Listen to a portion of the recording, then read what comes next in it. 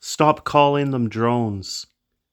The governments of the world are calling them drones because they obviously don't want to start a panic.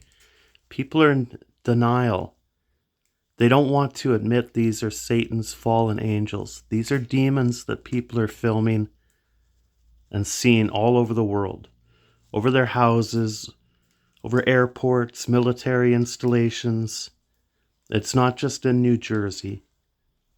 People need to wake up, repent, prepare to meet all your relatives that have passed on before you.